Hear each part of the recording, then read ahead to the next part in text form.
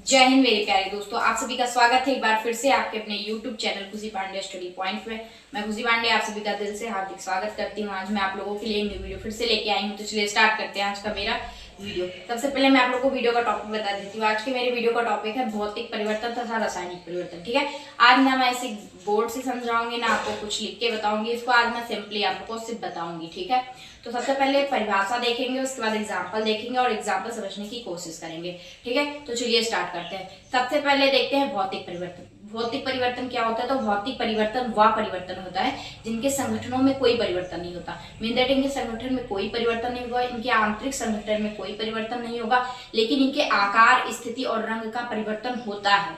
इससे इसका पता चलता है आकार, स्थिति और रंग बदलने से इससे कोई बदलाव नहीं होगा, लेकिन इसके आंतरिक संगठन में कोई परिवर्तन नहीं होता। ठीक है, और इससे कोई नया पदार्थ नहीं बनता है, इससे कोई नया पदार्थ नहीं बनता है। ठीक है, अब चलिए समझते हैं इसके एग्जाम्पल। देखिए, आइस क्यूब ले लीजिए, जो पानी है उसको ठंडा कर दीजिए तो बर्फ बन जाएगा, तो उसकी आकृति में परिवर्तन होगा, लेकिन उसके कोई संगठन में परिवर्तन नहीं हुआ है। इसकी आकृति में चेंजिंग हो रही है, लेकिन इसके संगठन में कोई चेंजिंग नहीं हो रही है। तो ये हुआ हमारा भौतिक परिवर्तन, और इससे कोई नया पदार्थ निर्मित नहीं हो रहा है। देखिए उसमें क्या हुआ, सिर्फ उसके आकार में परिवर्तन हो गया। वहां वो द्रव था, वहां यहाँ ये ठोस हो गया है, बस इतना हुआ है। ठीक है, अब लोहा रेड होता है और इसको जब गर्म किया जाता है तब लोहा भूरा होता है, और इसको जब गर्म किया जाता है तो ये लाल हो जाता है। ठीक है, अब एग्जाम्पल से और समझते हैं कि जैसे हो गया। अब हम देखते हैं कि रासायनिक परिवर्तन क्या होता है। ठीक है, सबसे पहले रासायनिक परिवर्तन देखेंगे, जस्ट उसका अपोजिट होगा।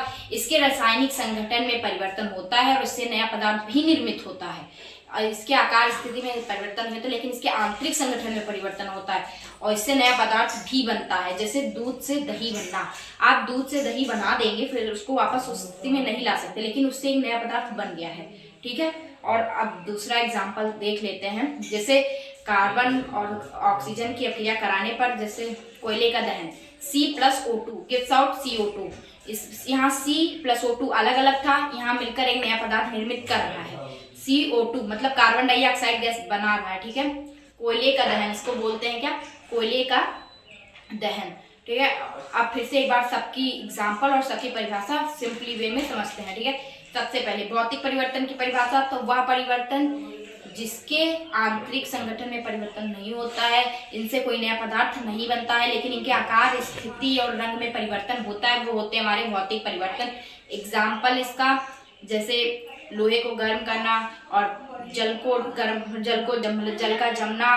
ठीक है, अब इस दो एग्जाम्पल हो गए। अब देखते हैं रासायनिक परिवर्तन। तो रासायनिक परिवर्तन वह परिवर्तन होता है जिसके आंतरिक संगठन में परिवर्तन होता है और इससे नया पदार्थ भी निर्मित होता है। ठीक है, और इसका एग्जाम्पल देखते हैं, दूध से दही बनना और कोयले का दहन। तो आई होप सो आप लोग को ये वीडियो समझ आया होगा। तो मिलते हैं नेक्स्ट वीडियो में, तब तक के लिए जय हिंद, जय भारत, वंदे मातरम।